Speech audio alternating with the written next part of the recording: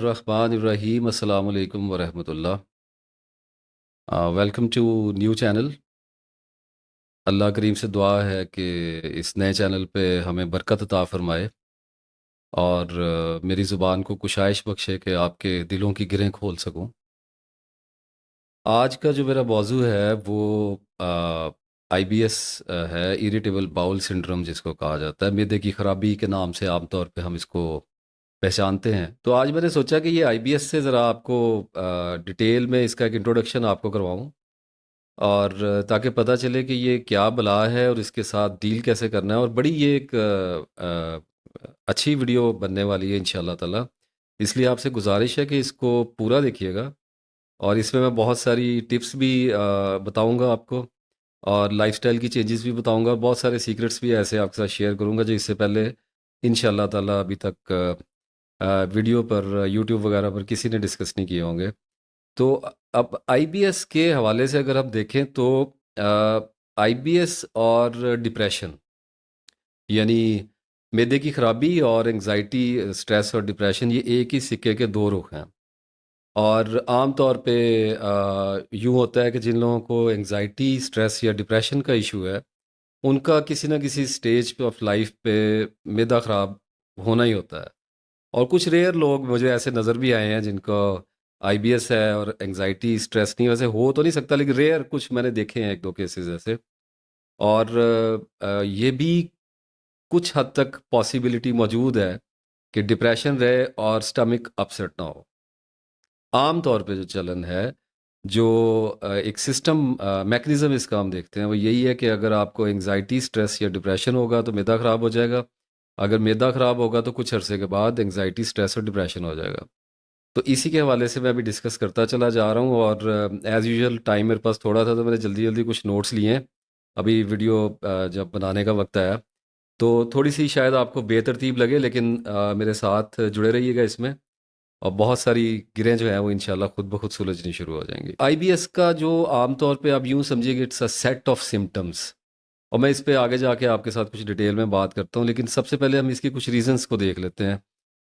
एक तो जैसे मैंने पहले बताया कि डिप्रेशन है, स्ट्रेस है, एंजाइटी है, ये इसकी एक रीज़न होती है। फिर सेंसिटिविटी इसका एक बहुत बड़ा फैक्टर है। और उसमें जो नर्व्स होते हैं वो ओवर सेंसिटिव हो जाएं तो इस किस्म के मामलात सामने आ जाते हैं। फिर एच पाइलोरी बहुत ज़्यादा अंडर एस्टिमेट किया गया एक आस्पेक्ट होता है। एच पाइलोरी में जो गट का बैक्टीरिया होता है, वो जो हमारे डाइजेस्टिव ट्रैक्ट होता है, इसके अंदर जो बैक्टीरिया होता है वो हमारी स्टमक लाइनिंग पर अटैक करने लगता है। इसके टेस्ट मौजूद हैं। अगर किसी का, अब मैं साथ साथ कुछ सॉल्यूशंस भी देता चला जाऊंगा क्योंकि मैं इसको अब कैटेगराइज नहीं कर सका, मेरे पास वक्त नहीं था इसको। तो अगर किसी को मैदे की खराबी तवील अरसे से चलती चली आ रही है तो एच पाइलोरी का टेस्ट तो करवाना चाहिए। वो करवाने के बाद अगर डॉक्टर डायग्नोस करते हैं एच पाइलोरी है तो उसकी रेडिकेशन होती है, 15-20 दिन का एंटीबायोटिक्स का कोर्स होता है। और ये एक अलग बात है कि बहुत से डॉक्टर्स से मेरी इस मामले में बात भी हो चुकी है और वो ये कहते हैं कि ये दोबारा भी हो जाया करता है। हमारे जो सोसाइटी में हमारी फूड की जो क्वालिटी है और जो हमारा लाइफस्टाइल है और जो हमारे पानी की पाकिस्तान में स्पेशली सूरत हाल है, तो उसमें फिर स्मोकिंग जैसे और भी काफ़ी सारे ड्रिंकिंग अल्कोहल वगैरह इस किस्म के फैक्टर्स होते हैं जिनसे ये दोबारा होने के चांसेस बहुत ज़्यादा होते हैं। लेकिन अगर एच पैलोरी हो गया हुआ है, मुझे तो बल्कि एक बड़े बहुत बड़े हॉस्पिटल के एक बड़े अच्छे डॉक्टर थे, उन्होंने तो ये भी कहा था कि मैं तो इरेडिकेशन के हक़ में भी नहीं हूँ। आप इरेडिकेट करवाएंगे, ट्रीटमेंट करवाएंगे, उसके बाद कुछ देर का आराम आएगा और फिर ये हो जाएगा। लेकिन बहरहाल इलाज की एक अपनी इंपॉर्टेंस है। अगर एच पैलोरी किसी को है तो उसे चाहिए कि इसकी इरेडिकेशन का कोर्स कर ले। इम्यून सिस्टम एक एस्पेक्ट है बहुत बड़ा। लोगों को ऑटो इम्यून डिजीज़ होती है। अब इसका डायग्नोसिस जो है वो थोड़ा कॉम्प्लिकेटेड होता है। बड़ी देर के बाद जाके लोगों को पता चलता है और ये आमतौर पे इतनी कसीर तादाद में लोग नहीं पाए जाते जिनको ऑटो इम्यून डिजीज़ है। मेरे तजर्बे के हिसाब से बहुत से लोगों को गलतफहमी होती है कि ये हमें ऑटो इम्यून डिजीज़ है, क्योंकि आईबीएस और एंग्जायटी जब मिलके जो हैं वो अपना खेल खेलते हैं ना, तो बहुत सारे लोगों को ऐसा एक इल्यूजन फील होता है कि शायद हमें ऑटो इम्यून डिजीज़ है, क्योंकि लग ऐसे ही रहा होता है। तो इस मामले में डॉक्टर्स रात को भी मैंने कुछ गलतफहमियों में जाते हुए देखा है। लेकिन बहरहाल इस चीज़ को हम बाईपास तो नहीं कर सकते, बताने के लिए तो बताना तो पड़ेगा। फिर फूड इंटॉलरेंस का बड़ा इशू आता है। लैक्टोज़ की इंटॉलरेंस है, और उसके बाद व्हीट एलर्जीज़ वगैरह लोगों को हो जाती हैं, और बहुत सारी चीज़ों से हो जाता है। फूड इंटॉलरेंस के ऊपर मैं एक बात कहना चाहूँगा कि फूड इंटॉलरेंस जो होती है, ये मेरे अपने तजर्बे के मुताबिक परमानेंट नहीं होती है। ये on and off some time बहुत ज़्यादा हो जाती है जिन लोगों को होती है। और जैसे अब किसी को अगर लैक्टोस इंटॉलरेंस है और वो दूध नहीं पी सकता, और वो सारी ज़िंदगी अगर दूध को छोड़े रखे, तो ये अच्छी बात नहीं है। जिन लोगों को लगता है कि उनको फूड इंटॉलरेंस है, पता लग जाता है, आप पीते हैं तो रिएक्शन आता है बॉडी का। अगर फूड छोड़ी हुई है, सर्टेन फूड आपने रोक रखी हैं, तो आपको चाहिए कि 1-2 साल के बाद दोबारा उनको ट्राई करते रहा करें, क्योंकि समटाइम्स ऐसा होता है कि हमारी बॉडी जो है वो हील कर जाती है। यानी ऐसा हो सकता है कि आपको व्हीट एलर्जीज़ हों, और आप बड़े बहुत ज़्यादा हो जाती है जिन लोगों को होती है।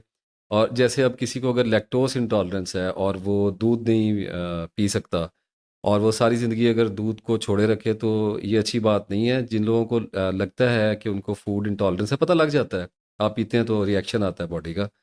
अगर फूड छोड़ी हुई है, सर्टेन फूड आपने रोक रखी हैं, तो आपको चाहिए कि 1-2 साल के बाद दोबारा उनको ट्राई करते रहा करें, क्योंकि समटाइम्स ऐसा होता है कि हमारी बॉडी जो है वो हील कर जाती है। यानी ऐसा हो सकता है कि आपको व्हीट एलर्जीज़ हों और आप बड़ा तवील अरसा उनको ना खाएं, लेकिन आपकी व्हीट एलर्जी ख़त्म हो चुकी हो, तो ऑन एंड ऑफ अपनी बॉडी को इस मामले में चेक करता रहना चाहिए। और फिर फैमिली हिस्ट्री जो पहले मैं ज़िक्र कर चुका हूँ, कुछ तो आपको बताया, जनरेशन गैप और ये वो सप्रेशंस, लेकिन उसके साथ साथ फिर जेनेटिक इनहेरिटेंस, जिसका मैं अक्सर ज़िक्र किया करता हूँ। माँ बाप को पीछे अगर फोर फादर्स को ऐसी कुछ चीज़ें चलती चली आ रही हैं, तो उसका कुछ ना कुछ हिस्सा विरासत में मिल सकता है। और फिर मेडिसिन्स, एंटीबायोटिक्स के कोर्स होते हैं, जो antibiotics can wipe out healthy जो बैक्टीरिया होता है, उसको डैमेज कर सकती है। अब दवाई तो लेनी है, लेकिन फिर भी मेरा मशवरा ये होता है कि एंटीबायोटिक्स के बेजा इस्तेमाल से गुरेज करना चाहिए।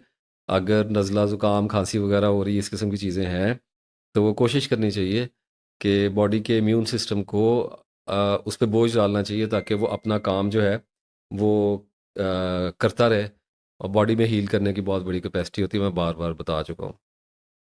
अच्छा, उसके बाद अब देखें, ये असल में ओवरऑल तो ये होता है कि स्टमक और इंटेस्टाइन के प्रॉब्लम्स के वजह से जो हमें सिम्पटम्स आते हैं, उनको हम आईबीएस कहते हैं। लेकिन उसके साथ-साथ फिर रिफ्लक्स भी होता है, जिसको गैस्ट्रोएसोफेजियल कहते हैं। आम तौर पे इसको हम एसिड रिफ्लक्स कहते हैं, और अगर ज़्यादा इसको कॉमन टर्म में बात करूँ तो GERD का इशू कहा जाता है। और तेज़ाबियत से भी इसको, बहुत सारे लोग इसको तेज़ाबियत के नाम से जानते हैं। ये आम तौर पे खाना खाने के बाद होता है, जैसे कि आप कह लें कि हार्ट बर्न होना शुरू हो जाता है रात को लेटने के बाद। बहुत लोगों को ज़्यादा होते हैं। अच्छा, इसमें ना सिम्पटम बहुत ज़्यादा होते हैं। सबसे पहले हम GERD को थोड़ा डिस्कस कर लेते हैं। जैसे खाने को निगलते हुए पेन होगी, ऐसे लगेगा लंप है थ्रॉट के अंदर, इस तरह की चीज़ें हो जाती हैं। गला जो है वो सोर थ्रॉट हो जाता है, पक जाता है, गला दर्द करने लग जाता है। चोकिंग होती है लोगों को, खांसी सम टाइम आने लगती है, और स्क्रैचिंग आती है, जैसे ना खनखा के गला साफ करने की कोशिश करते रहते हैं लोग, कुछ लोग बहुत ज़्यादा। ये भी एसिडिटी की वजह से होता है। फिर खट्टे डकार आते हैं। बेसिकली आप यूँ समझिए कि इसोफागस जो हमारा, ये जो पाइप है, हमारी चेस्ट में जा रहा होता है, हमारे मैदे के अंदर, इस मैदे के और इस पाइप के दरमियान शुरू में एक जोड़ होता है, जिसको स्फिंक्टर कहते हैं, आई थिंक सो, LES के नाम से भी ज़्यादा कोई याद पड़ता है इसको, मेडिकल लैंग्वेज में कहा जाता है। ये सम टाइम ढीला हो जाता है, ये इसमें कोई फॉल्ट आ जाता है।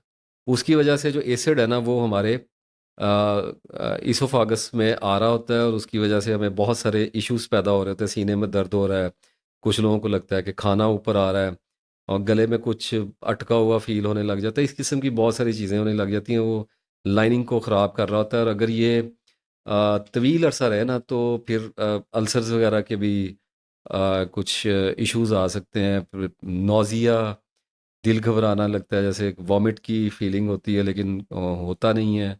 और सांस लेने में बहुत लोगों को मसला होने लगता है। तो इसकी दवाई तो आमतौर पे डॉक्टर्स ही बताएंगे, मेरा तो काम नहीं है, I am not a doctor. लेकिन कुछ आम सी चीज़ें होती हैं, जैसे पीपीआईज होते हैं, प्रोटॉन पंप इनहिबिटर्स होता है, फिर हिस्टामाइन के H2 वगैरह की होती हैं चीज़ें, गैविस्कॉन है, क्राफिल्म है, टैबलेट्स होती हैं चूसने वाली, ओमेप्राजोल हो गया। और पीपीआईज में आ जाती हैं चीज़ें जो सुबह के टाइम कैप्सूल लेने होते हैं खाना खाने के बाद, एंजाइम्स वगैरह को कंट्रोल करने के लिए और एसिड्स को नॉर्मल करने के लिए। तो ये तो हो जाता है। फिर अब स्टमक के इशू में अगर हम आ जाएं, तो आप देखें कि पेट का दर्द होने लगता है लोगों को, कुछ भी खा लें तो पेट में दर्द शुरू हो जाती है। और फिर गैस ब्लोटिंग, बहुत ज़्यादा पेट फूला हुआ रहता है, अफारा हो जाता है, कुछ भी खाएंगे थोड़ी देर के बाद गैस बन जाएगी, पेट फूल जाएगा, उसकी वजह से उनको बहुत ज़्यादा प्रॉब्लम होने लगती है। फिर डायरिया बहुत बड़ा इसमें एक क्रूअल सिम्टम है। इसमें इलेक्ट्रोलाइट्स बॉडी के बहुत ज़्यादा वेस्ट होते हैं, और घबराहट हुई है तो डायरिया लग गया है, कुछ खा ली है चीज़ हज़म नहीं हुई तो डायरिया लग गया है। फिर कुछ लोग होते हैं कि जिनको कॉन्स्टिपेशन बहुत ज़्यादा रहती है, और भूख नहीं लगती है। बहुत सारी ऐसी फूड्स आपको ऐसी मिलने लग जाती हैं जो आपको पता चलता है कि आपको डाइजेस्ट नहीं हो पा रही हैं। अच्छा, अब यहाँ पे मैं थोड़ा सा डिस्कस करना चाहूँगा कि ये जो डायरिया है और कॉन्स्टिपेशन है। देखिए, डायरिया अगर किसी को बार बार होता है तो एक तो रूट कॉज है ना, रूट कॉज को तो हम आगे चलते चले जाएंगे और डिस्कस कर लेंगे।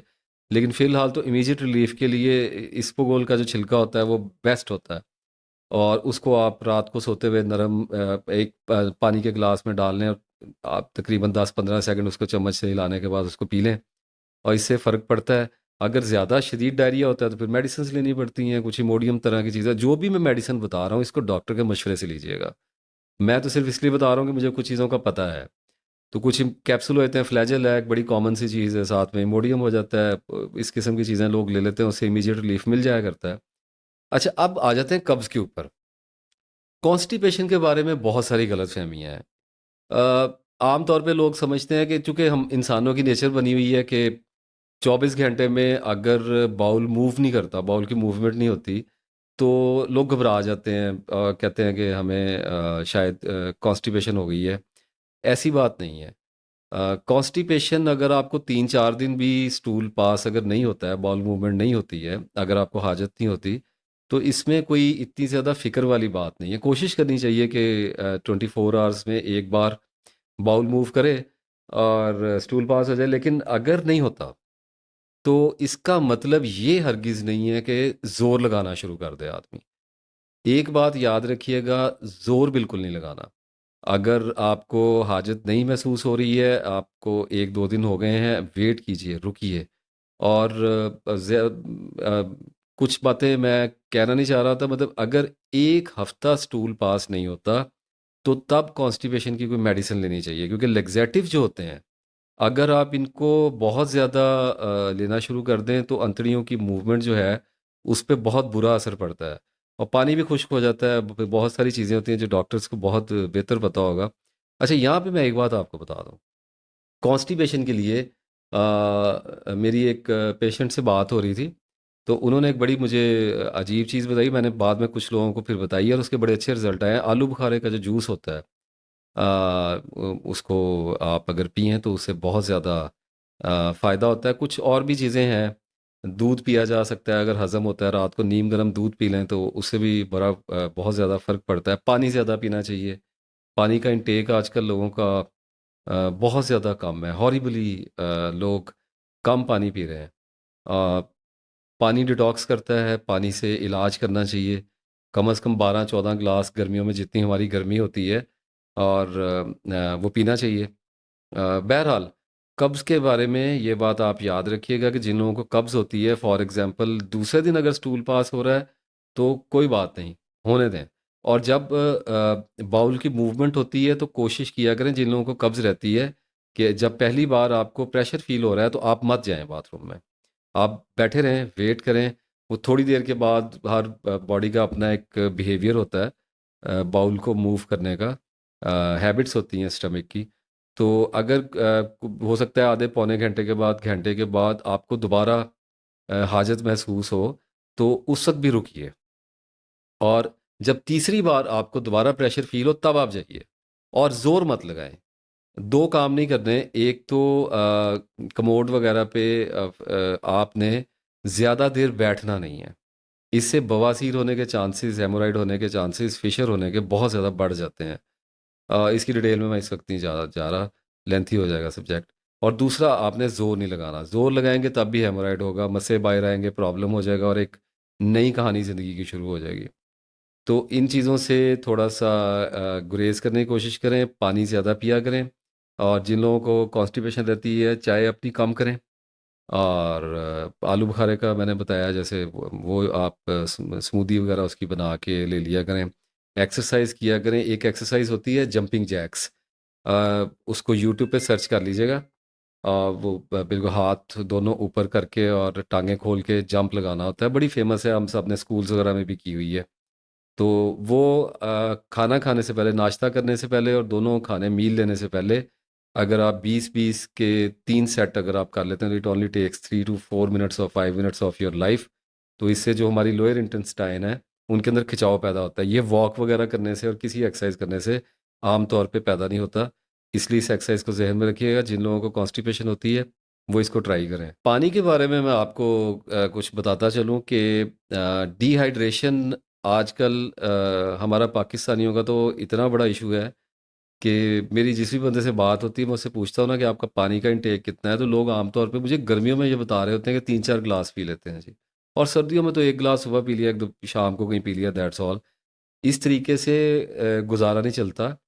पानी को पीने का एक मखसूस तरीकाकार है, वो मैं आपको बता देता हूँ। जब आपने सुबह उठना है, तो 1 गिलास आप आधा पौना गिलास सुबह पी लें, नाश्ते से पहले, कुछ देर पहले जब उठते हैं तो उसके बाद। और फिर नाश्ता करें, नाश्ता करने के आधे पौने घंटे के बाद आप पानी का फिर 1 गिलास पी लें। और उसके बाद आपने कोशिश करनी है कि हर आधे पौने घंटे के बाद आप पानी का 1 गिलास पिएं। और नोट करें कि आप कितने गिलास पानी पीते हैं तो आपको यूरिन आता है। ये बड़ी इंपॉर्टेंट चीज़ है। यानी ये अगर ये हो रहा है कि आप 6-7 गिलास पानी के पी चुके हैं, आपको 4 घंटे हो गए हैं, और आपको यूरिन की कोई ऐसी फीलिंग नहीं आ रही है, और तो ये बड़ी परेशानी वाली बात है। इसका मतलब ये है कि आपकी बॉडी सीवियरली डिहाइड्रेटेड है। होना ये चाहिए। तो अब मैं आपको बताता हूँ कि आपको पता कैसे चलेगा कि अब मेरी बॉडी को मतलूबा पानी मिल गया है या नहीं मिला। तो अगर आप 4-5 घंटे पानी पिएंगे, पौने पौने घंटे के वक्फे से एक एक गिलास पीते चले जाएंगे, तो आपको उसके बाद वॉशरूम जाना पड़ेगा, यूरिन आएगा। जब आप यूरिन करके आएंगे, उसके बाद फिर आप आधे घंटे के बाद आधा पौना गिलास पानी का पिएं।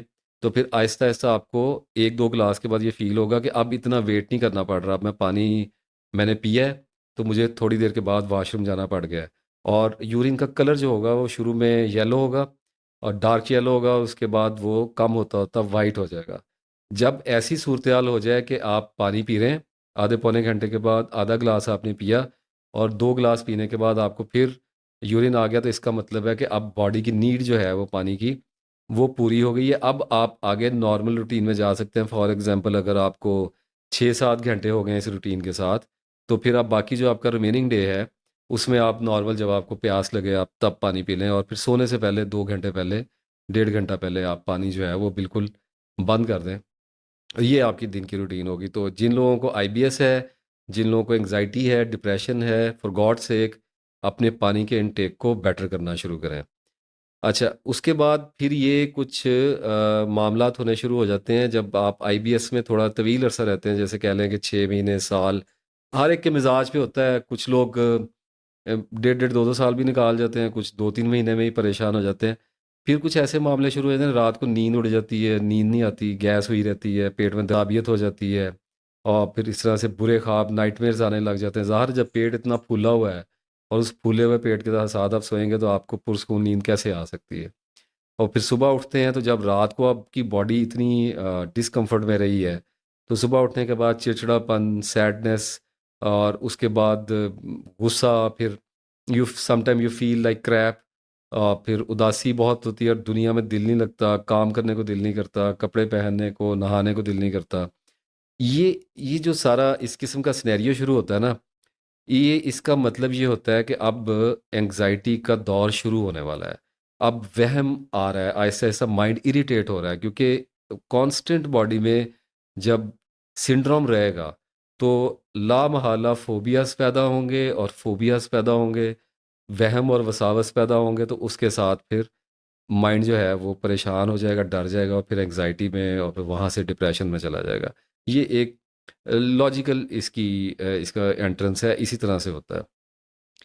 और यहाँ पर जाके जब आप पहुँचते हैं, तो फिर इस सूरत हाल में, इस जगह पे जहाँ पे मैं इस वक्त आपको लेके खड़ा हूँ वीडियो में, यहाँ पर आपको देखना चाहिए कि आपके विटामिन्स की क्या सूरत हाल है। मैं यहाँ पे दो विटामिन्स को डिस्कस करूँगा, एक विटामिन B12 और एक विटामिन डी।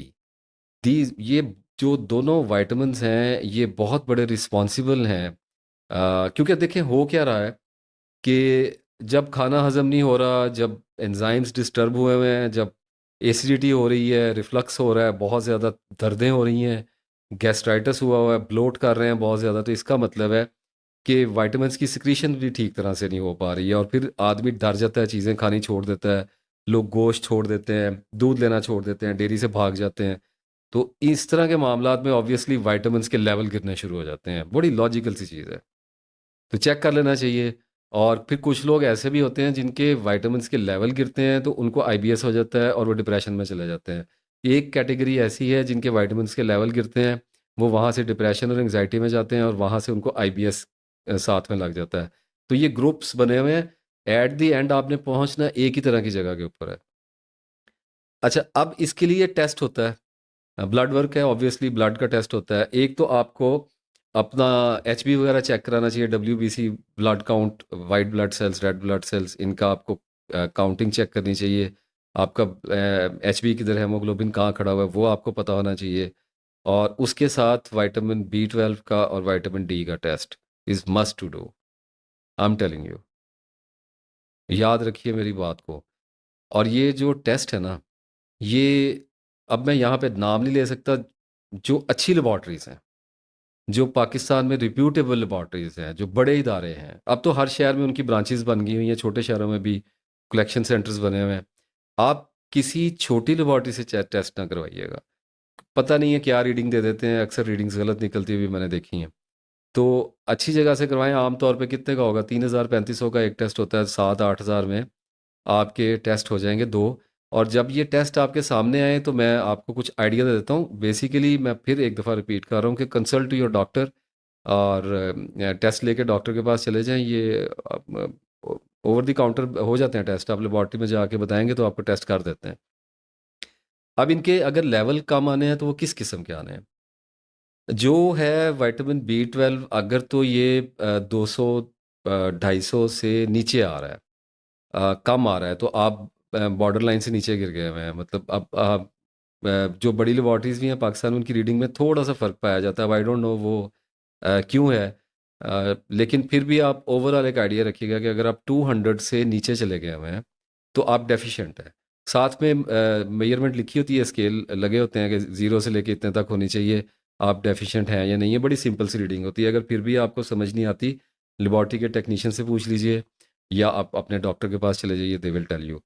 और अगर आपका इससे ऊपर जा रहा है, तो फिर ठीक है, फिर ये तो हम इसका स्कोप तो आउट कर देंगे। लेकिन अगर कम आ गया, और विटामिन डी जो है वो मेरा ख्याल है 15 से या 12 से शायद नीचे हो तो डेफिशिएंट होता है। अब तो मुझे तो बड़ी देर हो गई कराए हुए। अगर कम आया है, तो उसके लिए भी बड़ा सिंपल सा सलूशन है। सनी डी वगैरह के विटामिन डी के कैप्सूल मिल जाते हैं, उनको आपने मिल्क शेक में या दूध में डाल के पी लेना होता है। वो वीक में एक बार ले लें, जब डेफिशिएंसी के हिसाब से, और उसको 2 3 महीने लें। उसके बाद 1 महीना छोड़ें, फिर अपना टेस्ट करवाएं। अगर थोड़ा सा बेहतर लग रहा है, तो 2 3 महीने के बाद दोबारा ले लें। और विटामिन डी के बारे में मैं आपको एक बात बता दूं, विटामिन डी जो है, ये सिर्फ सूरज की रोशनी से मिलता है, सन के एक्सपोजर से। और यही आप बाहर यूरोप वगैरह में चले जाएं, जिन मुल्कों में ठंड बहुत ज़्यादा पड़ती है, विंटर रहता है ऑलमोस्ट, तो वो विटामिन डी का जो है, उनका जो कुकिंग ऑयल्स वगैरह होते हैं, उसमें विटामिन डी होता है। अब तो हमारे पाकिस्तान में भी ये ट्रेंड चल गया है, हर कुकिंग ऑयल के ऊपर विटामिन डी लिखा हुआ है। लेकिन इससे कोई ज़्यादा फ़र्क आमतौर पर इतना पड़ता नहीं है। अगर विटामिन डी कम है, तो उसको आप मेडिसिन से पूरा करें। और जब सर्दियाँ आ जाएं, याद रखने वाली बात यह है कि जब सर्दियाँ आ जाएं, तो आपने करना ये है कि सुबह 8 बजे से लेके 10 बजे तक की जो धूप होती है सर्दियों की, छत पे चले जाना है। और विटामिन डी जो है ना वो लिम्स से आता है, यानी ये इस वाली बॉडी को अगर आप धूप लगवाएंगे तो इससे कुछ ज़्यादा विटामिन डी जो है वो एक्सट्रैक्ट नहीं हो करती बॉडी। बॉडी करती है यहाँ तक, अगर आपने बनियान वगैरह पहनी हुई है तो बाजुओं से, और आपके घुटनों के जो जोड़ वगैरह हैं, जो आपकी टांगें यानी नीकर वगैरह अगर पहना हुआ है, तो अगर आप अपनी छत पे बैठ जाएं सूरज की तरफ मुंह करके, तो वो जो सुबह की 2 घंटे की धूप होती है, ये नहीं कि आप दोपहर के टाइम बैठे हैं, उससे कोई खास फर्क नहीं पड़ता, बल्कि वो तो अल्ट्रा वायलेट होता है, थोड़ा नुकसानदेह भी होता है, सनस्क्रीन के बगैर नहीं ये काम करना चाहिए। लेकिन जो सुबह की धूप है, नर्म धूप जिसे कहते हैं, वो सुबह अगर 8 बजे निकल रही है, 9 बजे, आधा घंटा भी अगर आप बैठ जाएं तो वो बहुत सफिशिएंट होता है। डेली बैठना चाहिए, जब जब सर्दियों की धूप अवेलेबल हो, दस्तयाब हो जाए, आप धूप में बैठें जाके। शलवार कमीज पहनी हुई है, ट्राउज़र पहना हुआ है, तो अपनी बाजू चढ़ा लें, और अपना जो आपकी पैंट्स वगैरह हैं उनको आप घुटनों से ऊपर कर लें, और जोड़ों पे आप धूप लगने दें। इससे बहुत ज़्यादा फ़र्क पड़ता है। और ये दोनों विटामिन्स जो हैं ये डिप्रेशन के बहुत बड़े रिस्पॉन्सिबल होते हैं। डी के सिम्टम्स भी डिप्रेशन एंग्जाइटी से काफ़ी हद तक उसी में फॉल कर जाते हैं, और विटामिन बी 12 की तो आप बात ही ना करें। ये तो यूं समझिए कि अच्छे भले आदमी को अगर आप डेफिशिएंट हो गए हैं तो पागल करने के लिए काफ़ी है। अगर विटामिन बी 12 कम आया है तो थोड़ा सा ट्रिकी है, बता देता हूँ, डॉक्टर से कंसल्ट कर लीजिएगा। और पूरी दुनिया में एक ही तरह का इलाज है, थोड़ा जापान और कोरिया वगैरह में थोड़ा सा शायद डिफरेंट हो, लेकिन आम तौर पे स्टैंडर्ड एक ही तरह का होता है कि एक ही इंजेक्शन होता है इसका, और टैबलेट्स भी होती हैं। एक ही मैथ्यूकोबाल इसको कहते हैं, मैथ्यूकोबालमिन के नाम से होता है। और सस्ता ही है, मेरा ख्याल अब भी कुछ 150-200 से शायद ऊपर का नहीं होगा। अगर विटामिन बी 12 कम आया है तो लोडिंग शॉट्स लगती हैं। थोड़ा सा गौर से मेरी बात को सुनिएगा। अगर कोई आदमी या औरत खातून मेरी बात सुन रही हैं, और विटामिन बी 12 जो है वो 100 पे है, 90 पे है, 120 पे है, किसी इस तरह की सूरत हाल है, तो ट्रीट करना पड़ेगा। उसके लिए इंजेक्शन लगेंगे। मैं टैबलेट के ज़्यादा हक में नहीं हूँ, क्योंकि जिन लोगों को एंग्जाइटी है, जिन लोगों को आईबीएस के इशू चल रहे हैं, वो टैबलेट लेंगे, और टैबलेट लेने के बाद वो चूँकि डाइजेस्टिव सिस्टम से होकर गुजरेगी, तो उसने और नचाना है, बॉडी उसके ऊपर रिएक्ट करेगी। तो अगर तो गोली आपको होती है, डाइजेस्ट होती है, खा के देख लीजिए एक बार। उसकी फिर डॉक्टर से कंसल्ट कर लीजिए, सुबह दोपहर शाम या सुबह शाम वो टैबलेट लेनी पड़ती हैं, तवील अरसा लेनी पड़ती हैं। उससे जो डेली की आपकी विटामिन बी 12 की जो नीड है वो पूरी होती रहती हैं। लेकिन इंजेक्शंस को मैं बहुत ज़्यादा रिकमेंड करूँगा। लोडिंग शॉट्स, इन इंजेक्शन का नुकसान कोई नहीं है, ये विटामिन्स होते हैं, आप इसको जितना भी ज़्यादा लें, ये ज़्यादा बॉडी इसको रखती नहीं है अपने पास। इसको यूरिन से इजेक्ट कर देती है, जितना उसको चाहिए उतने उसने अपने पास रखना है। तो इसका मसल में लगता है इंजेक्शन, आईवी नहीं होता, आईएम होता है। और ये इंजेक्शन लगेगा ऐसे कि पहले हफ्ते में एक दिन छोड़ के एक इंजेक्शन लगेगा। यानी एक इंजेक्शन अगर आज लगा है तो अगले दिन छुट्टी होगी, उससे अगले दिन फिर इंजेक्शन दूसरा लगेगा, और उससे अगला दिन ऑफ करेंगे और फिर तीसरा इंजेक्शन लगेगा। और इसके बाद 2 दिन ब्रेक आएगा, कोई इंजेक्शन नहीं होगा, ये 1 वीक का हो गया आपका। और उसके बाद फिर एक दिन छोड़ के एक इंजेक्शन, और 3 लगेंगे, यानी 3 1 वीक में लगेंगे और 3 1 वीक में लगेंगे। तो ये टोटल हो जाएंगे 6 इंजेक्शंस। ये होती हैं लोडिंग शॉट्स। मैं फिर एक बार आपको याद करवा रहा हूँ कि अपने ओन पे ना कीजिए, डॉक्टर का मशवरा, डॉक्टर की अपनी जगह है। मैं उस जगह को लेने की कोशिश नहीं कर रहा, मैं सिर्फ आपको एक अवेयरनेस दे रहा हूँ। मेरा मकसद यहाँ पे बैठ के टोटके या दवाइयाँ बताना नहीं है। मेरा मकसद आपको ट्रीटमेंट के बारे में अवेयर करना है कि अगर आपके विटामिन गिर गए हैं, अगर आपके विटामिन, कुछ लोगों को तो पता ही नहीं होगा कि उनके साथ ये प्रॉब्लम हो गया है, और जिन लोगों को पता है मैं उनको बताने की कोशिश कर रहा हूँ कि इसके इलाज में सुस्ती ना करें, और अपने ट्रीटमेंट की तरफ जाएं। बड़ा इजी इलाज होता है। और वो एक दिन इस बाजू में लगवा लें, दूसरे दिन इस बाजू में लगवा लें, जगह चेंज करते रहें, तो वो लग जाते हैं। उसके बाद फिर आम तौर पे ये होता है कि समटाइम डॉक्टर्स रिकमेंड करते हैं कि आप वीक में एक लगवा लें, अगर बहुत ज़्यादा नीचे गया हुआ है, 50 पे है, 40 पे है, 100 पे पड़ा हुआ है, तो आप एक वीक में एक लगवा लें। 2 3 महीने लगवाएं, उसके बाद आप 1 महीना उसको गैप दें, ब्रेक करें, ना लगवाएं, और फिर अपना दोबारा टेस्ट करवाएं। यानी फिर आपको पता चले, जब दोनों को आप कंपेयर करें कि पहले वाली रिपोर्ट्स ये थी, अब रीडिंग ये आई है। अगर आपका विटामिन बी 12 जो है वो आ गया हुआ है, 250 पे आ गया है, 300 पे आ गया है, तो फिर 1-2 महीने, 3 महीने का गैप दे लें और उसके बाद फिर आप इंजेक्शन लगवा लिया करें। और उसके बाद लोडिंग शॉट लगवाने की ज़रूरत नहीं है, वो इमरजेंसी एक ट्रीटमेंट होता है कि बॉडी में जो भी कमी चल रही है विटामिन्स की, वो बॉडी को एक लोडिंग शॉट्स दे दीजिए ताकि जितना उसको विटामिन चाहिए है वो उसको ले ले। और उसके बाद फिर ऑन एंड ऑफ आप यूँ समझें कि वीकली एक लगा लिया, 2-3 महीने लगाया, फिर छोड़ दिया 1 महीना। कांस्टेंट इसलिए नहीं लगाना, कुछ लोग तो लगाते भी हैं कांस्टेंट, डॉक्टर पे डिपेंड करता है वो क्या आपको सजेस्ट करते हैं, लेकिन मेरे तजर्बे में ये बात आई है कि कांस्टेंट लगाने से 2 चीज़ें सामने आती हैं। ये नुकसान तो कोई भी नहीं होता है इसका, लेकिन इफ़ेक्ट्स, साइड इफ़ेक्ट के तौर पे मैं 2 बातें अर्ज़ करना चाहूँगा। एक तो ये आती है कि वज़न कुछ लोगों का बढ़ता है और मेजॉरिटी का जो है वो वज़न इससे गिरता है। और मैं यहाँ पे आपको वार्न कर रहा हूँ, क्योंकि जो ख़वातीन होती हैं उनको वेट लॉस का बड़ा चस्का होता है। सॉरी टू से सम टाइम थोड़ा-सा वर्ड्स की क्वालिटी मेरी लो हो जाया करती है। तो वेट लॉस के लिए इसको यूज़ मत करें। ये कोई तरीका नहीं है, क्योंकि अगर आपको ज़रूरत नहीं है तो आप ऐसी कोई चीज़ इस्तेमाल ना करें। अच्छा, अब जो लोग लगवा रहे हैं, आम तौर पे तो आईबीएस वाले का वैसे ही वज़न जो है वो गिरा होता है, हड्डियों का ढांचा बन जाता है। तो अगर मुस्तकिल बी12 लगेगा, तो हो सकता है कि वज़न में कमी आनी शुरू हो जाए। तो अगर वज़न में कमी आ रही है तो आप उसको रोक दें और 1 डेढ़ महीना अपने वज़न को दोबारा नॉर्मल करें, फिर इंजेक्शन लगवा लें। या अगर आपको फिर लगता है कि मेरा वज़न ज़्यादा गिरना शुरू हो जाता है, क्योंकि 1-2 महीने तो नहीं गिरेगा, उसके बाद फ़र्क पड़ना शुरू होता है। तो अगर लगे कि गिरता है तो महीने में 2 लगवा लिया करें। इस तरह का गैप डाल लें तो आपकी बॉडी बेसिकली आपको बताएगी कि उसने विटामिन बी की डोज़ेज के साथ किस तरह एडजस्ट करना है और आपको उसे कितना विटामिन देना है। मैं एक दिलचस्प आपसे बात अर्ज़ करूँ कि एक बार अगर विटामिन की सिक्रीशन अगर डिस्टर्ब हो जाए, विटामिन बॉडी बनाना बंद कर दे, तो फिर बड़ी मुश्किल होती है कि दोबारा वो उसको प्रोड्यूस करेगी। विटामिन डी के बारे में तो मैं ज़्यादा नहीं कह सकता, धूप में बैठे कुछ ना कुछ तो फ़र्क पड़ता है उससे। लेकिन बी12 का मामला बड़ा अजीब है। और स्मोकर्स जो हैं वो बॉर्डर लाइन पे रहते हैं, मेरा बॉर्डर लाइन पे रहता है 250-300 इससे है, लेकिन ज़रूरत नहीं पड़ती तो मैं नहीं लगाता। स्मोकिंग बेसिकली ये विटामिन बी12 को रोकता है बनने से। It's a stealer, thief of B12. लेकिन अ, अगर आप फिर भी जानना चाहते हैं, तो उसके लिए ये है कि बीफ का जो लीवर है, बड़े गोश्त की जो कलेजी है, सबसे ज़्यादा विटामिन उसमें होता है। अंडे वगैरह में भी होता है, लेकिन वो बहुत कम होता है। अगर विटामिन बी12 आपको दुनिया में किसी चीज़ में खुला-डुला मिलेगा, तो वो बीफ के लीवर में मिलेगा। उसके लोग कैप्सूल भी बनाते हैं ड्राई करके, वो यूट्यूब वगैरह पे सर्च कर लीजिएगा। मेरा ख्याल 10-15 साल पहले मैंने इसका मेथड स्टडी किया था।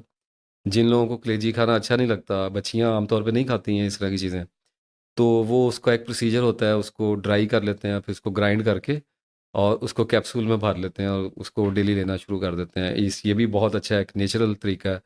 फिर जो लोग खा सकते हैं, वो कलेजी अगर ला के रख लें, उसे अपनी फ्रिज में रखें और हर दूसरे दिन 2-3 बोटियाँ जो हैं, वो उसकी भून के कभी खा लें, कभी थोड़ी-सी हल्के से ऑयल में फ्राई करके खा लें, स्टीम करके ले लें, मच बेटर। तो इस तरह अगर आप उसको अपनी खुराक का हिस्सा बनाए रखें तो इससे बहुत बड़ा फ़र्क पड़ता है। लेकिन कलेजी अगर हम ज़्यादा खाएँ तो कॉन्स्टिपेशन होती है। इसलिए बड़े तरीके से खाना सीखना होती है, 1, 2, 3 बोटियों से ऊपर नहीं। या फिर ये भी हो सकता है हफ़्ते में 1 दिन ज़रा आप अच्छी तरह खा लें और उसके बाद फिर 1 हफ़्ते का ब्रेक दे दें। तो it depends upon your body कि वो कैसा रिस्पॉन्ड करती है फूड इनटेक को। अब ये विटामिन बी12 में अगर तो डी कम है तो कैप्सूल है, आपको बता दिया है, और उसका भी प्रोसीजर वही है जो 2-3 महीने लें और उसके बाद छोड़ दिया करें।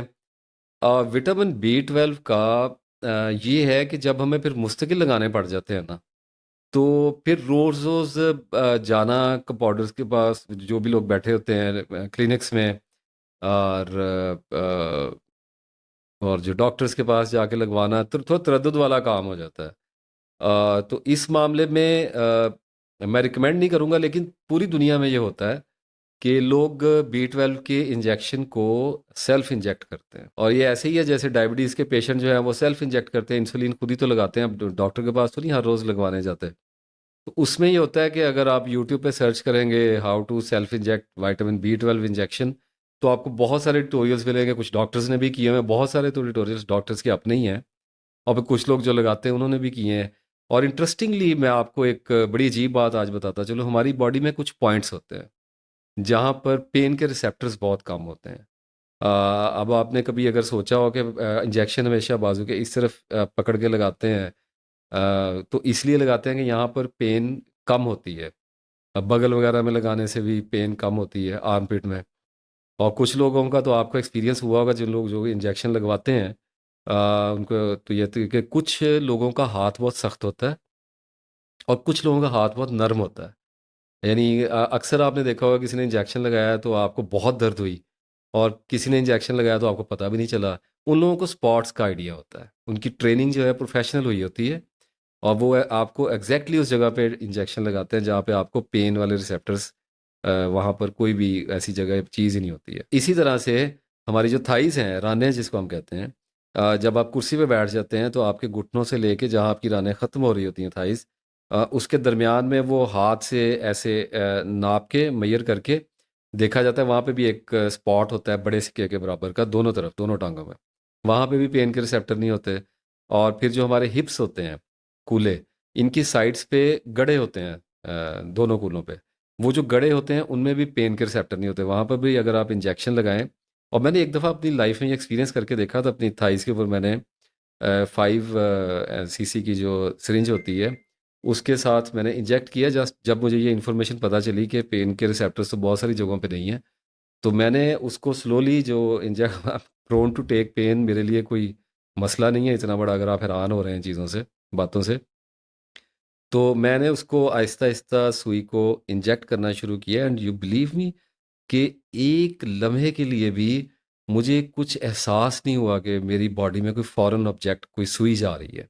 और ये इतना वियर्ड था मेरे लिए, क्योंकि जब भी इंजेक्शन कभी लगा है, मैंने विटामिन B12 के शायद अभी तक 6-7 इंजेक्शन, एक दफ़ा लोडिंग शॉट्स लगवाई थी। उसके बाद मैंने जब दोबारा 6-7 महीने बाद टेस्ट कराया तो दैट वाज ना ज़्यादा कम था ना ज़्यादा वो ऊपर था, तो मैंने छोड़ दिया उसको, वहम नहीं किया उसका ज़्यादा। तो अच्छी खासी पेन हो जाती है, लेकिन जब मैंने उस जगह पे इंजेक्ट किया तो there was no pain at all and body was quite. तो अगर आपको पता चल गया है, जिन लोग, मैं उन लोगों के लिए स्पेशली बात कर रहा हूँ जिनका बहुत गिरा हुआ है विटामिन B12, तो वो खुद कर लिया करें सेल्फ इंजेक्ट। और मुझे खुशी होगी अगर कमेंट में कोई आके बताए कि वो करता है, सेल्फ इंजेक्ट कर लेता है। तो एक तो ये बात हो गई। अच्छा, अब जो लोग बाहर बैठे हुए हैं, US में बैठे हैं, UK में बैठे हैं, वहाँ पे ये ऐसी चीज़ें, ये सेल्फ मेडिकेशन तो बहुत मुश्किल है। मैं खुद भी इसके हक में नहीं हूँ, और ये जितनी भी बता रहा हूँ, अगर कोई डॉक्टर भी सुन रहे होंगे तो उनको पता है कि ये कोई इतना डेंजरस पे ये ऐसी चीज़ें, ये सेल्फ मेडिकेशन तो बहुत मुश्किल है। मैं खुद भी इसके हक में नहीं हूँ, और ये जितनी भी बता रहा हूँ, अगर कोई डॉक्टर भी सुन रहे होंगे तो उनको पता है कि ये कोई इतना डेंजरस सेल्फ मेडिकेशन वाली कैटेगरी में नहीं आता। जैसे अगर सर दर्द कर रहा है तो पैराडोल तो हम जाके ले ही आते हैं, इतना तो फिर हम थोड़ा सा इधर उधर कर ही लेते हैं चीज़ों को। तो जो लोग बाहर हैं उनको तो डॉक्टर्स कभी नहीं करने देंगे, ना ही वहाँ पे ओवर द काउंटर आपको, आप जा गए, आप मेडिकल स्टोर पे, फार्मेसी पे गए, आप जाके ले लिया, ऐसे तो नहीं होता। तो यहाँ पे तो आप जाके जैनेक्स और 81 और लेक्सोटल, नींद की गोली मांगो, वो पकड़ा देते हैं आपको। कुछ भी नहीं है, आप पूछता ही कोई नहीं है आपको। तो जो लोग बाहर बैठे हैं वो ऑनलाइन मंगवा लें। अमेज़ॉन है और बहुत सारी हेल्थ की वेबसाइट्स हैं जहाँ से वो आपको डिलीवर कर देते हैं। ये जो हमने सारा कुछ डिस्कस किया है, विटामिन को निकाल के जो बुरे ख्वाब आना और सारा कुछ, और नींद उड़ जाना, ये जब सारा ट्रॉमा बॉडी के साथ स्टार्ट होता है, माइंड ऑब्वियसली इससे इफ़ेक्ट होता है। तो इस सारे घन चक्कर के नतीजे में फिर एंग्जाइटी हो जाती है, डिप्रेशन हो जाता है, क्योंकि जो IBS वाले पेशेंट होते हैं ना, वो हर वक्त सोचते रहेंगे अब मैंने ये खा लिया तो मुझे ये हो जाना है, मैंने ये पी लिया तो मुझे ये हो जाना है, मैंने रात को लेटना है तो मुझे गैस हो जाती है, ये फूड मुझ पे क्या करती है, वो फूड मुझ पे क्या करती है, ये मैं दूध पी लूँ तो मुझे ऐसे कर देता है, चीनी खा लूँ तो मुझे ऐसे कर देती है। तो वो बहुत ज़्यादा वहम और वसवसे के नतीजे में एंग्जाइटी का शिकार हो जाते हैं, जो कि ऑब्वियसली फिर आखिरकार डिप्रेशन पे जाके बात उनकी रुकती है। और इसका फिर जो अंजाम होता है वो फिर फाइनली नींद की गोली से शुरू होता है। और भी आजकल तो स्कैट्रिस्ट एडवांस हो गए हैं काफ़ी ज़्यादा, डायरेक्टली प्रोजैक और इस किस्म की चीज़ें। और आई एम सरप्राइज्ड, क्या बात करें, ओलेंजापिन बाइपोलर की बड़ी ऊंचे दर्जे की चीज़ है, लेकिन अगर कोई जाके बताता है कि मुझे सुबह गुस्सा आने लग गया या मैं बीवी से लड़ता हूँ, बच्चों से लड़ना शुरू हो गया, तो वो उसको लिथियम की तो अभी मुझे पता नहीं क्या सूरत हाल है, लेकिन मेडिसिन शुरू करवा देते हैं। डायग्नोसिस हमारा बहुत आराम से कर दिया करते हैं डॉक्टर्स, जबकि इसके लिए बहुत वक्त लगता है। बसा औकात ऐसे होता है कि आदमी का डायग्नोसिस ठीक नहीं होता और वो सारी ज़िंदगी ऐसी दवाइयाँ खाता रहता है जिस मर्ज़ का वो शिकार नहीं होता। तो अब नींद की गोली हो गई, ज़ैनेक्स दे देंगे, इस किस्म की चीज़ें दे देंगे, और ऑब्वियसली गाबा जो है रिसेप्टर्स उनको तेज़ कर देगी, और न्यूरोट्रांसमीटर्स को, उसके नतीजे में कामनेस आ जाएगी, आदमी को बहुत ज़्यादा फील होगा कि वो कोप कर सकता है, डील कर सकता है, हैंडल कर सकता है चीज़ों को। इसके बारे में मैं अब अगली वीडियो जो लेके आ रहा हूँ वो नफसियाती दवाइयाँ, नींद की गोलियाँ, इनको कब लेना चाहिए, क्यों लेना चाहिए, क्यों नहीं लेना चाहिए, और इनको छोड़ना कैसे है, इस सारी चीज़ के ऊपर मैं बात करूँगा। फ़िलहाल तो हम आईबीएस में आगे बढ़ रहे हैं। तो अब ये तो ओवरऑल आप यूँ समझिए कि थोड़ा-सा इंट्रोडक्शन भी था, और साथ में कुछ जो फिक्सेस मुझे पता है वो भी मैं बताता चला जा रहा हूँ। ये जो पानी की मैंने बात की है कि पानी का अपना इंटेक जो है वो ठीक करें, इसमें मैं एक एडिशन और कर दूँ कि पानी हमारे पूरे पाकिस्तान के ख़राब हो गए। अब इसके ऊपर फिर घंटे 2 घंटे तो बोला जा सकता है, लेकिन हो गया, अब हमारी बदकिस्मती है और हमारी हुकूमतों की नालायकी है और हमारी बेपरवाही है कि पानी हमने गंदा कर लिया है। अब कर लिया तो कर लिया है, लेकिन अब लोग फ़िल्टर का पानी लेके आते हैं। देखिए, फ़िल्टर का पानी अ, एक लिमिट तक साफ़ हो सकता है। जो टॉक्सिन्स उसके अंदर जो केमिकल मिल गए हैं ना, उनको साफ़ करना इज़ काइंड ऑफ इम्पॉसिबल। तो इस मामले में जो लोग बीमार हैं, जिन लोगों को मैदे का प्रॉब्लम पड़ा हुआ है, जिन लोगों को एंग्ज़ायटी पड़ी हुई है, जो लोग कुछ भी खाते हैं उनके साथ तमाशे लगते हैं, उनके लिए मैं रिकमेंड करूँगा कि थोड़ी देर के लिए, 4-5 महीने के लिए मिनरल वाटर ले लें। 2-3 कंपनीज़ हैं, सभी को पता है, और उनका पानी भी ख़ैर पाकिस्तान में कोई ऐसी हाई क्वालिटी वाला तो है नहीं, कोई पूछने वाला ही नहीं है, कोई क्यूसी डिपार्टमेंट ही नहीं है, कोई क्वालिटी कंट्रोल ही नहीं है। लेकिन फिर भी वो जो हमारे फ़िल्टर्स का पानी है, उससे बहुत ज़्यादा बेहतर होता है।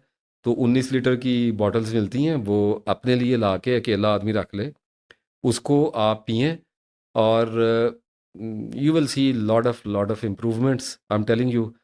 बात ये है कि अब कुछ लोगों ने कहना है कि फ़िल्टर लगवाए हुए हैं घरों में, और हमारा आरओ वाटर आता है, हमारा हमें बड़ी अच्छी कंपनी दे के जाती है, हमारा फ़िल्टर बहुत अच्छा है। ठीक है, मैं तो आपको सजेस्ट कर सकता हूँ कि जिन लोगों का मसला ठीक नहीं हो रहा वो वाला पानी पीने के बावजूद भी, वो थोड़े अरसे के लिए, कम से कम 3 महीने के लिए अपने पानी को मिनरल वाटर पे शिफ्ट करके देख लें एक दफ़ा।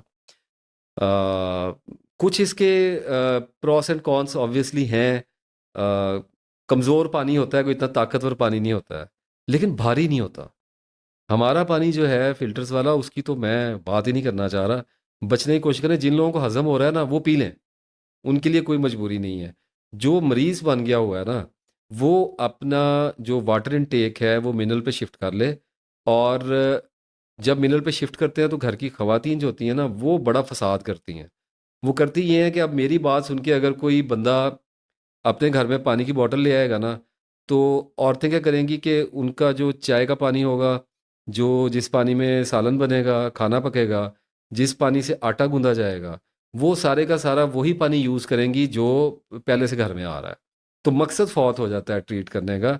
वहम करने वाली बात नहीं है, एक अक्ल की बात होती है कि जब एक आदमी का आप पानी चेंज कर रहे हैं, तो आप, मुझे पता है ये थोड़ा डिफ़िकल्ट लगता है करने में, लेकिन बाद में अपनी दवाइयों पे हज़ारों लाखों खर्च करने से तो ये अच्छा है कि थोड़ी देर के लिए पानी पे कॉम्प्रोमाइज़ कर लें। मतलब कितना का पानी लग जाएगा। यानी अगर एक आदमी अपने लिए 19 लीटर की बॉटल लेके आ गया है, और अगर आप घर के सालन में थोड़ा-सा 1-2 प्याली, 1-2 कप पानी अगर वो डाल देते हैं, चावल उबल रहे हैं तो उसमें 4-5 गिलास आपके डल जाएँगे। ये ज़्यादा से ज़्यादा बिगेस्ट इनटेक होगा आपके पानी का। चाय में कितना डलना है? 1-2 कप डाल लेंगे पानी के, और क्या होगा? अगर आप इतना अफ़ोर्ड कर लें, तो ये बाद में जो दवाइयों पे पैसे लगते हैं और टेस्टों पे पैसे लगते हैं और एंडोस्कोपियों पे और कोलोनोस्कोपियों पे जो पैसे लगाते हैं, 50-50 हज़ार, लाख-लाख, 2-2 लाख रुपए के ट्रीटमेंट होते हैं, और इसके अलावा जो फिर नफ़सियाती अमराज़ की दवाइयाँ लेनी हैं, और घरों में पागल बन के फिरना है और ड्रामे करने हैं इतने बड़े, और ट्रेजेडियों का एक पूरा खेल खेलना है, उससे अच्छा नहीं है कि एक मिनरल वाटर की बॉटल लेके हम रख लें। ट्राई करके देखें। अगर आपको नज़र आए कि आपको बहुत ज़्यादा फ़र्क पड़ रहा है, तो फिर जारी रखिए। और अगर आपको लगता है फ़र्क नहीं पड़ रहा तो उठा के फेंक दीजिएगा, ना ना लीजिएगा, उससे कौन सा कोई नुकसान होना है।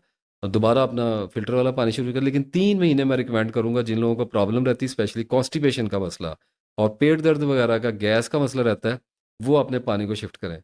और घर वाले अगर मज़ाक उड़ाते हैं ना ऐसे बंदों का, कहते हैं कि जी मिनरल वाटर पे आ गए हैं, तो उन्हें बताइए कि मेरा पेट ख़राब है, मुझे स्टमक का मसला पड़ा हुआ है, थोड़ी देर के लिए मैं पानी को चेंज करना चाह रहा हूँ, that is all about it. Sugar वाले लोग भी तो फिर परहेज़ करते ही फिरते हैं ना। तो अगर एक आईबीएस का पेशेंट जो है, अगर वो थोड़ा परहेज़ कर लेगा तो इसमें कौन सी ऐसे हर्ज वाली बात है।